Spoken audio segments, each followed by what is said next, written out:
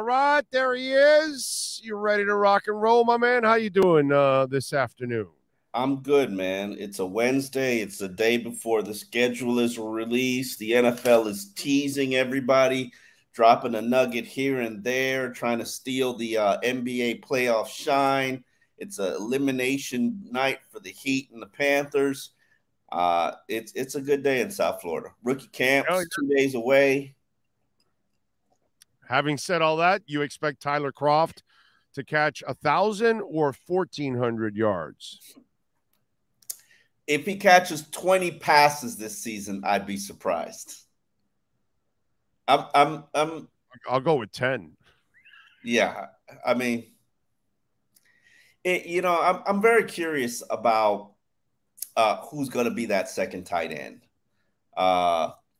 Really, you could say the third tight end as well, because I see I would see a Saubert and Kroft are competing for one spot, and then you've got the rookie Elijah Higgins and Tanner Conner competing for that other spot, that flex role, Tanner Conner. So, may the best man win. I think there's a chance all of them are still with the team on the practice squad. So we'll figure it out somehow, some way. But I agree with you. I don't think the tight end role will be substantial this year. I already told you what's going on. Yeah. Told you there's an experiment on the right side off the line with those two cats.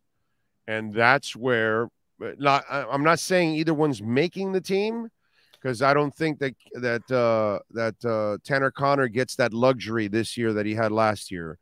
With getting Higgy with it here on the team now, one of those two guys needs to shine off-ball tight end, and if they do, then that's kind of going to be your real main playmaker from that position. Whereas the other guy, Smythe or whatever, will be, the blocking and then occasional pass catcher, that kind of thing. But I think it's in mind, and everybody disrespects Durham Smythe. Right, since he can't find his Kelsey or his Kittles or whatever, or the guy they tried to trade for from the Raiders that is now in Washington, since he can't find that tight end, I think he's doing this experiment thing where he has his blocking guys and Saubert, Kroft, and Smythe, and then the two pass catchers there, and then that's kind of what this experiment is all about. That's what I think is happening, bro. Listen, I really do. It's funny because I'm doing a breakdown right now of kind of roles and what we should expect, the key competition for these rookies since camp is on the horizon. And part of my lead is about Tanner Conner. Why can I never remember which one his name is? Tanner Conner. And it's how he had a very effective, dominant week of practice, which pretty much earned him a spot on the 53-man roster. Those kind of guys you kind of want to continue to invest in, because at any point, keep in mind, the Dolphins could have just needed a roster spot and demoted him to the practice squad and stashed him there. No, they didn't want to expose him. Right. They didn't want to expose him for the possibility that somebody who'd been paying attention would try to poach him.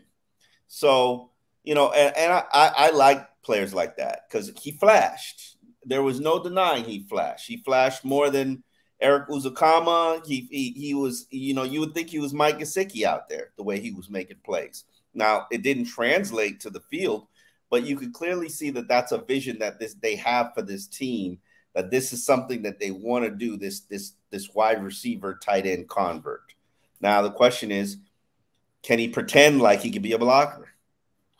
We'll see. He doesn't have – you got it. Bro, stop with that shit. Higgy and Tanner are not here to block. Yeah, and neither was Mike Gesicki, but they kept trying. That's not what this experiment is for. This one is not. This is not an inline tight end. This is an offline tight end. These two guys aren't really going to be inline. If it's called a tight end, you got to block at some point. It's part of the job. Not really. 80%. 80% of the job. 80% of the league doesn't block. So it's 2/3 of the job. There's a shitload of tight ends running around that don't block, bro. So they don't use them to block. They use them as big ass wide receivers. It's just that there's only a couple of those guys, and they can't find the one guy. So I think they're creating the two positions. And that's why I tell you that Tanner's going to have to earn it, because Higgins will take it away from him this year. Last year, he had nobody that could be intriguing enough to compete with him at that spot. Well, they went and found another guy now this year. So now only one of those guys is going to make this roster. I don't think you'll disagree with that, right? One practice squad. I always consider practice squad. Now the practice squad, they'll be here and they'll be invested if they earn that spot, if they're a keeper. Dolphins, Germany. Your thoughts on the Dolphins going to Germany? Love it. Been to London a ridiculous amount of times. Why not try Germany? I wanted them to go to Barcelona when the league was going last year. So Germany, excited about it. It's new. It's unique. I know Steve Ross loves those international games. He raises his hand every time he's at the owners' meeting, like, hey, I want to be part of those international games. So it benefits his brand. He's all down. And Jets and Dolphins on Black Friday. So while you're in line trying to get, that Best Buy stereo at 4 a.m. If we're throwing football on Black Friday, ain't nobody going out to the stores. I know that's what you do religiously every Black Friday. So that's why I'm wondering, what are you going to do? Now you're going to be torn away from shopping that day. You know what? I used to be a Black Friday shopper in the morning at the smaller stores like a Radio Shack or something like that. Like, don't put that on me, man. Don't put that on me. Radio Shack. Yeah. Your Black Friday at the Tandy Company? Holy crap. Listen, Radio Shack was good to me for many years. You get to buy some electronic vehicles for your nephews. Now most of my nephews are in college, so I don't know. I miss Radio Shack, actually. Huh? I love Radio Shack. I miss Radio Shack. Where can you go if you need a plug for something? You got to go now to like Best Buy or Walmart or hope that Walgreens has it. But you got to order it on Amazon. That's what you got to do. But you got to know but you got to know what plug you need. You got to know what plug you need. No, I know. I used to love Radio Shack, bro. God, Radio Shack was freaking awesome. A Black Friday Radio Shack, and they're all gone, right? All the Radio Shacks are gone, right? They're all gone. They don't exist anymore. I know they've gone at least from this area. I don't know if there's left. Man, the brick and mortar store is, whoo. Yeah. I mean, but yeah. Yeah, online has killed everything. So is this a sign that the Dolphins are becoming a sexier team to the league? Yeah, absolutely. And I don't see any reason why they wouldn't be a sexier team. Most people expect them to improve on the defense. They've got rid of the dead weight. They've hired a real defensive coordinator. They've added key players. Jalen Ramsey is a marquee guy. Then you got Tua, who, say whatever you want, and I would sit here and argue with people all the time. Number 1 rated quarterback, passer rated in the NFL. And if he hadn't gotten hurt, he probably still would have been the number 1 passer rated in the NFL. If not statistically up there with the MVPs in the MVP conversation. So everybody talks about his December games, and I look at that as an aberration. We'll see how the season pans out. Yeah, I listen. Obviously, they should be one of the more attractive teams, out there. So I'm glad that they're getting that opportunity. Now they got to live up to it, right? Because that's kind of the question is, are they going to get more national games than the Jets? Are they going to What? get more national games than the Jets? I No, don't know. no. New York, no. Yeah, New York, Aaron Rodgers. Yeah. Yeah, yeah. Once you're in New York or Los Angeles and you get some kind of something that's sexy or buzzy, you're going to, and especially New York, they're the number one market. You're always going to. I mean, look, bro, look at the Knicks. Like we had Knicks fans thinking that their team was actually special, and I had to kind of see. The problem is the Knicks fans aren't really smart because they haven't seen really good basketball in decades. So they don't really know what really good basketball is, and they come into this series all cocky, Let's thinking not that pretend like the Heat have been showing good basketball most of the season. I know, but they're the proven franchise, and they're proving it again, right? They are headed to their third Eastern Conference Finals in 4 years. That's ridiculous, crazy. Right. It So, just shows. I think this playoff series. but you If you got to. look But at, what I'm saying is the Dolphins, and you're becoming sexy. Your job now is to live up to it because you're not New York, you're not Los Angeles, you're not Chicago, you're not the Dallas Cowboys. So if you don't maintain sexiness, bro, they're going to knock you off that perch as all you're gonna hear is see, look, see, look, see, right. and that's understandable. This is a chips all into the table supposedly season. I don't really think chips are all in. Show me a tackle and an upgraded running back, and then I'll say chips all in. But it's you should be somebody asked me today in the grocery store, are they a 10-win team? And I no asked me how good do I think they'll be? And I said the easy answer is they're a 10-win team. Um, and I look at the Wanstead era, and everybody turns their nose up at the Wanstead era, just like they turn their nose up at the Larry Coker era, which were both the last instances these franchises were relevant for long periods of time. Back in the Wanstead era, 9, 10, 11 wins. That was just the norm. Look how long it's been since we've gotten there. Now we've had That was a norm because you had a defense that would get you there. That Jimmy left him with that defense. It was the norm, though. Don't disrespect Wanstead. But Wani didn't figure out the offense. That was Wani's problem. That's why he failed. You act like anybody's figured out the offense in the last 20 years. I thought I saw the number one. I thought this guy just figured it out. He has the number one rated. Till this guy. It's been 2 decades now. This guy. Well, that's my point. That you've had coaches figure it out, huh? And he's got to do it again. You're not getting a genius label till you do it again. No one season genius label. That's fair enough. I believe he's going to easily do it again, but that's fair enough. Yes, we shall see. I'm not saying that he's not, because I was really impressed with what I saw from year one. Obviously, Tyreek helps, but I need to see, like, there was a question at the end of the season: had teams figured you out? And you need to counter that. And you need to prove that genius label. You can't come back with what you did last year. You got to build on that. No, I disagree with you. I think the coach burned himself last year by not running the ball more, because that's what would have sucked up the middle of the defense, and linebackers wouldn't have been able to, drift back into the middle of the defense. So you need to run the ball more so you can bring in those linebackers. And then at the same time, you gotta get some other people involved, like the tight end.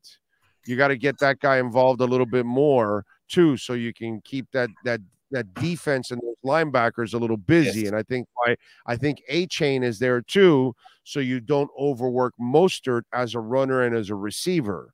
And because Jeff Wilson is not the dynamic receiver that Mostert is, he figures he needs another receiver out of the backfield, and that's why A-Chain was brought here. So that way you can alleviate some of the load, because Mostert has kind of a cap.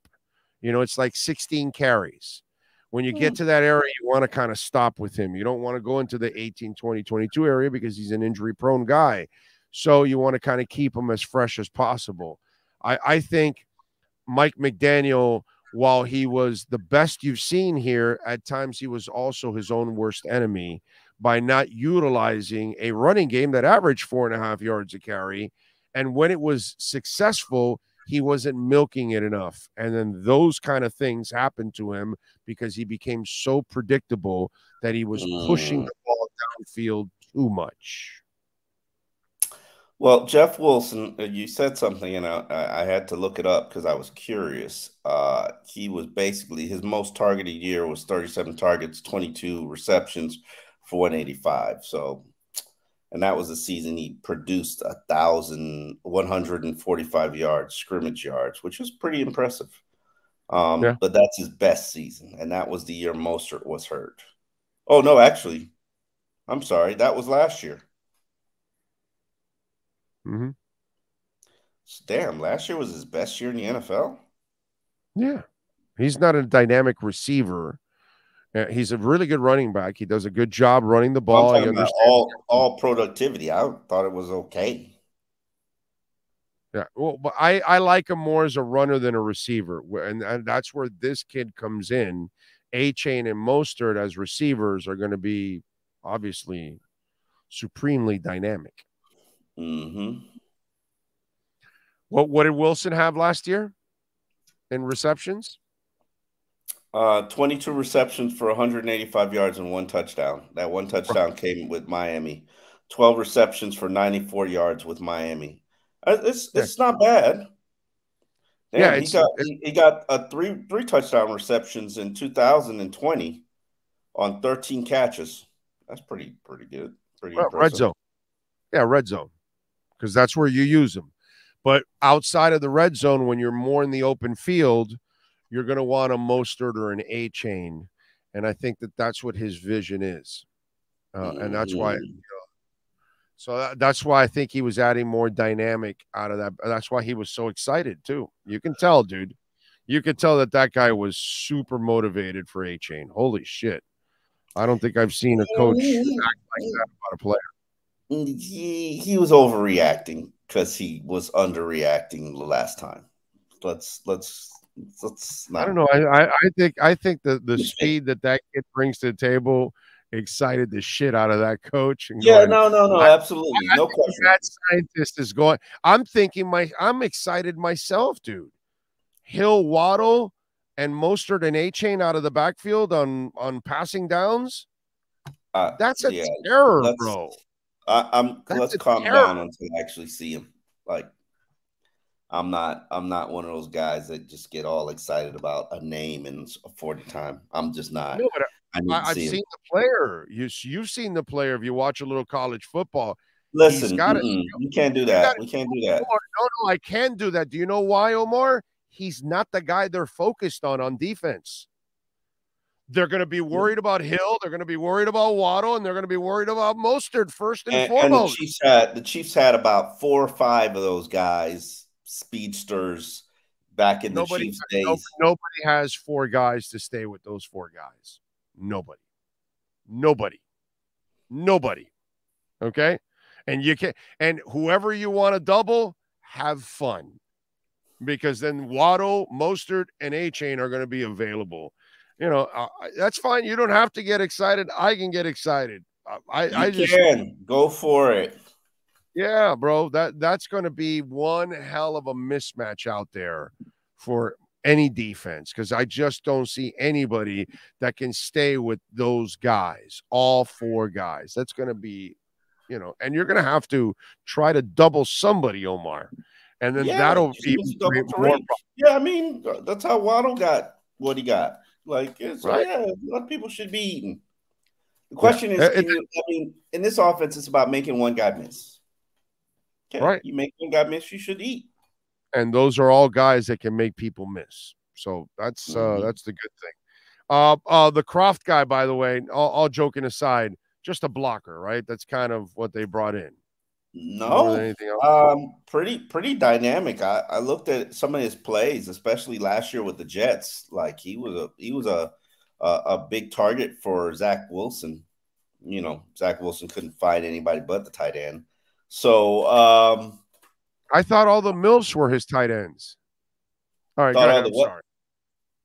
the MILFs that he chases around. Wow. Let that man live. Let that man listen. He's the number 2 Oh, quarterback. he's living, bro. He's living. He's chasing MILFs around. Nothing wrong with that. Let that man live his life. Like, listen. Yeah. Bang that MILF. Very disappointing for the Jets, but they don't care. They've moved on. If that happened to Dolphins, the nation would be in a tizzy because just like Dolphins gave up on Josh Rosen. And Pat White and John Beck and many I mean, others that they've drafted and given up on right away, bro. That would be the norm around here, actually, that we draft a guy and they give up on him right away. Like, wow, they drafted that guy, can't play. Holy shit. Wait a minute. Rick Spielman has a better arm than Josh Heupel. You know, this happens all the time here. And you talk about don't bring up history. Yep, see, I'm traumatized by history. No, I'm talking about history. I'm not talking about now. You're the one living in history. I'm not saying anything about now at all. You just talked about the past, that drafting a quarterback that would fail, that would be the norm. Yeah, that used to be the norm. Let me ask you this question. I'm not kidding. Rick Spielman did have a better arm than Josh Heupel. I believe you. I believe you. No, I saw it. I saw it. The guy that drafted him had a better arm than the guy he drafted. Wow. I've never seen that. That was a new norm. Was what, a late round pick? 6th or 7th round. One of the two out of Oklahoma. I want to say 6th or 7th round. Look it up for me, Sean. I'm going to say 6th round pick was Josh Heupel. I believe you're right. And we stood out. Isn't he a coach now? Yes. Yeah, he's a damn good coach. Yeah. Those quarterbacks. He's in Tennessee, right? Is it Tennessee where Heupel's at? Then Heupel, that's where they had a good year. I think Heupel's literally all you got to be is a good college quarterback to work up the ranks fast in the coaching world. Well, you got to recruit too. What do we got, Sean? 6th round, 177th pick. There you go. Mm-hmm. I remember that. So let me ask you a question. Which rookie do you expect to have like a productive season? Because it's been a while. A-Chain. Cam is a backup right now. As a third running back? Yeah, well, I don't think he's the third running back, but he's going to be one of your top pass catchers out of the backfield. So I'm going to go with him because the other two guys are late picks. And then Cam, unfortunately, this is a year where he kind of learns more than anything and fills in some. He'll be out there. He'll be out there filling in. But I don't know how much he's going to play to have a breakout because he's got two monsters in front of him, and he's more of an edge guy than he is inside. And so I think when he plays a lot, it'll be on the outside when X is resting or it's a blowout or Jalen is moving inside or something. I'm like, you give that kid a series for each of those vets a game, and you're going to have a great investment in a young player because he's going to get he's going to see things that he's not going to see. He's going to have film to break down. He's going to walk away with probably about 10 to 15 snaps a game. You got to give him a series. You got to give him a series a game. I agree with you, but the only problem is I think A-Chain is going to get 5 to 10 carries a game, and he's probably going to get about 5 catches in a game. And 10 touches from a rookie? 5 to 10. Yes. I think he's going to get 5 to 10 5 to 10 runs in a game. We got to see it. So I got to see him tear up training camp. I got to see him do well in the exhibition season before I start giving him 5 to 10 carries. That's a lot. Yeah. I think you're underestimating what kind of a weapon this is going to be to this offense. So maybe I'm wrong. Maybe I'm wrong. I'm not into gadget players, so from what I'm hearing, he could be a nice part of this whole thing. Bigger part than what people think. So because of the limitations of one young man, because of the monsters he has in front of him, and because A-Chain actually has a role that they're really looking for him to fill, I think A-Chain is the one out of the four that has the breakout. Yeah. You know, there's only four, bro. So I don't have a lot of choices. So I got to go with A-Chain. It's going to be about 10 that make this team. So let's. Oh no, but you're asking me. I'm talking only about the 4 draft picks. You asked me which rookie. Yeah, I'm going to go. Yeah. On the undrafted guys, I got to see them first to start, because I am that is one thing I am intrigued. And you as a writer, that also has to be kind of fun, right? That now you know that your front office every year, you can't just say, oh, well, these undrafted guys, they're just guys and they're here to be training camp. No, 1 or 2 of those guys are going to shine. That's one of my favorite parts of training camp is seeing which one of those guys the light bulb comes on, which is what I'm pretty much writing about. There will be one. There will be a Nick Needham or Tanner Connor that somebody just starts. I love that. I love the it's usually the 3rd week of training camp or the practice right after the exhibition game where that rookie realizes, hey, man, this is football. I've been playing this my whole life. That guy ain't that much better than me. Let me go out there and actually ball out. I remember AJ Francis. McCain. There was a pass rusher, McCain. I love when those rookies just like sit there and they're like, wait a minute, these guys ain't that much better than me, and start throwing people around. Tanner Connor, whatever the hell his name is. Tanner Connor. Yeah.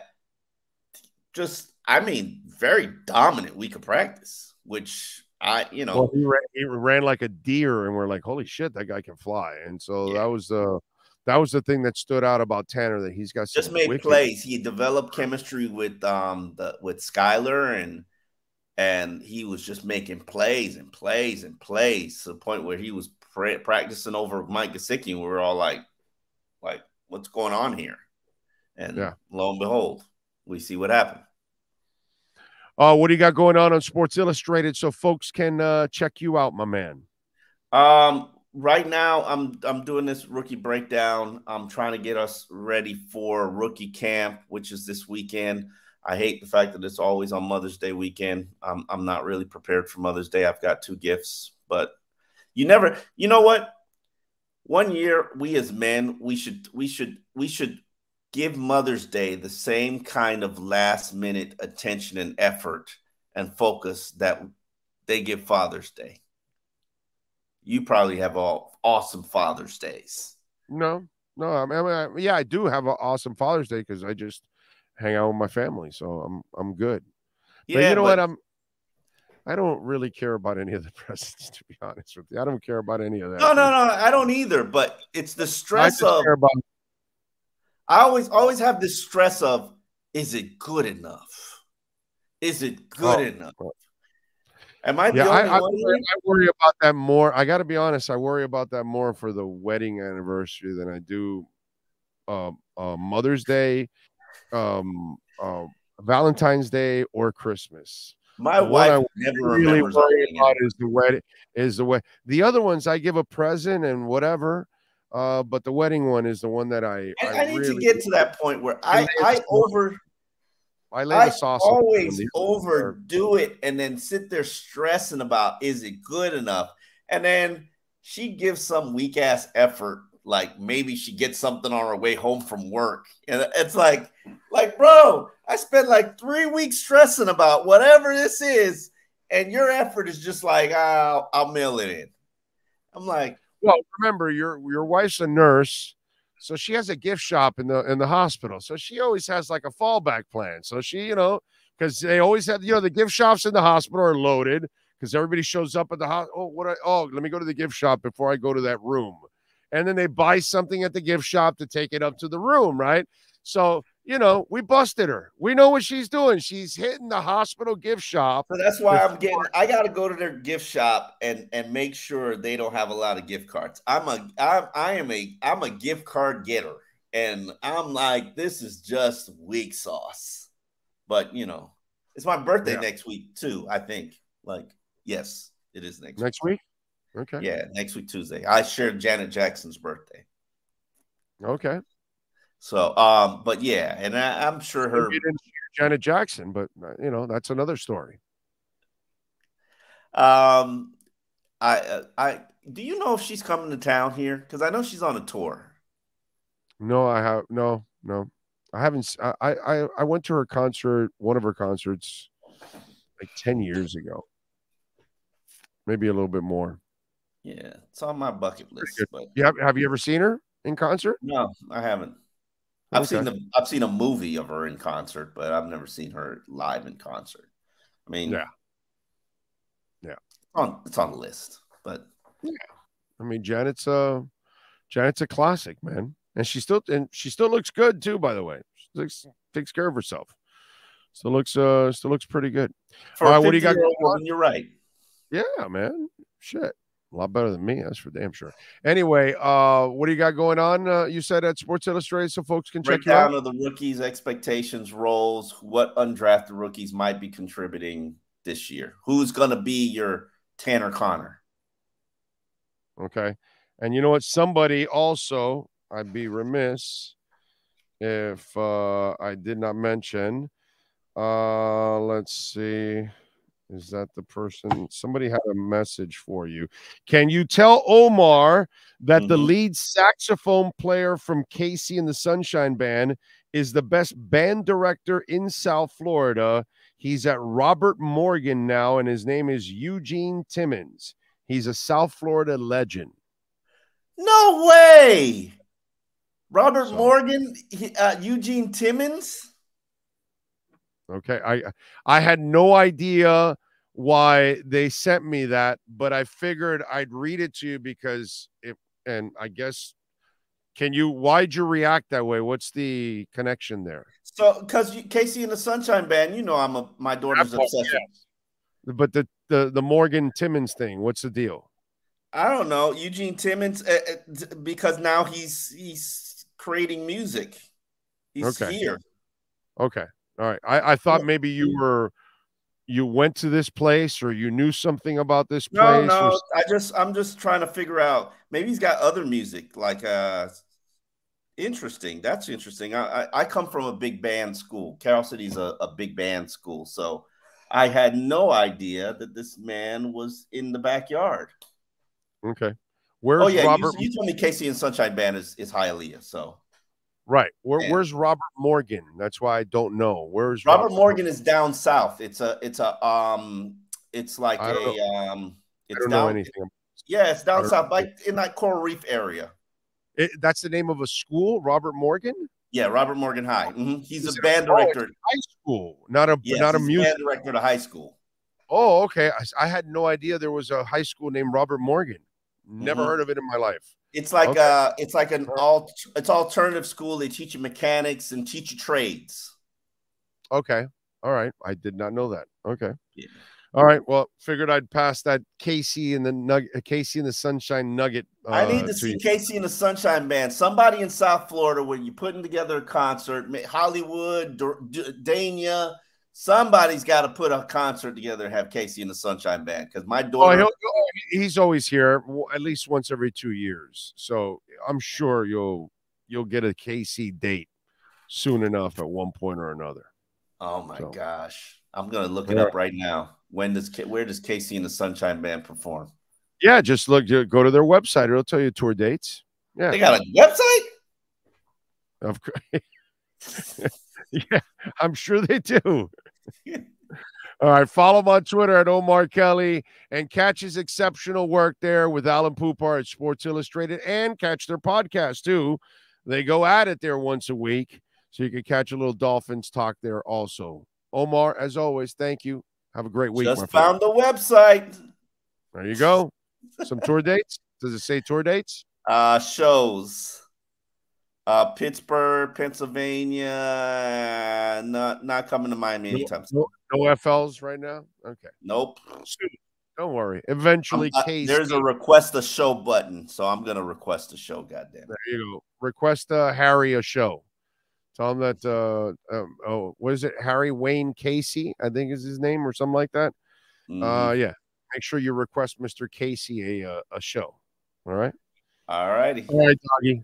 We will catch up next week. Have a great week, my friend. Appreciate you. All right. Thank you. There you go. There's my man, Omar Kelly, baby.